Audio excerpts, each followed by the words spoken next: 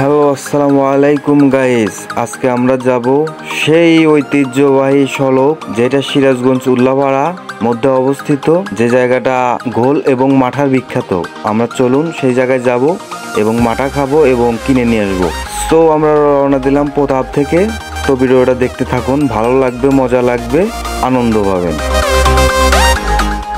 তো আমরা রওনা দিলাম কুচামারার উদ্দেশ্যে।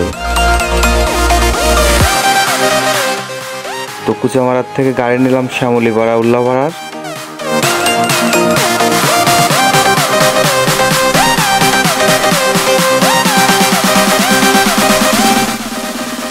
তো এই ব্রিজটা না কে চেনেন, এটা ধরাইলের মধ্যে অবস্থিত গাছগাড়া ব্রিজ, যেখানে ঈদের মধ্যেও অনেক পর্যটক হয়, যেখানে অনেক লোক হয়, ভালো লাগে। এখানে ঘুরতে আসবেন গাছগাড়া ব্রিজে।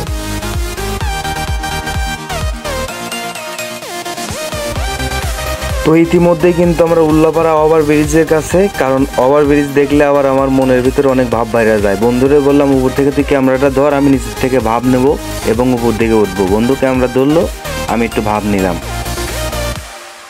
তো আমাদের উল্লাপাড়া শহরটা কিন্তু অনেক সুন্দর, আপনারা না গেলে কিন্তু দেখতে পারবেন না। তো এটা Ullapara rail station.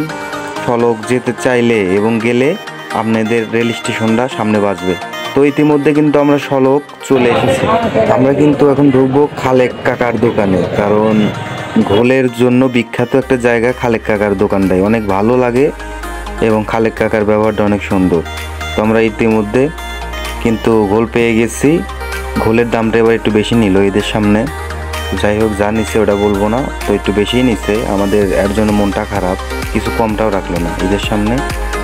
So guys, আজকের মতন এতটুকুই। ভিডিওটা ভালো লাগলে লাইক করবেন, শেয়ার করবেন, বেল আইকন বাজিয়ে দিবেন। আবারও নতুন একটা ভিডিও নিয়ে আপনাদের সামনে আসবো।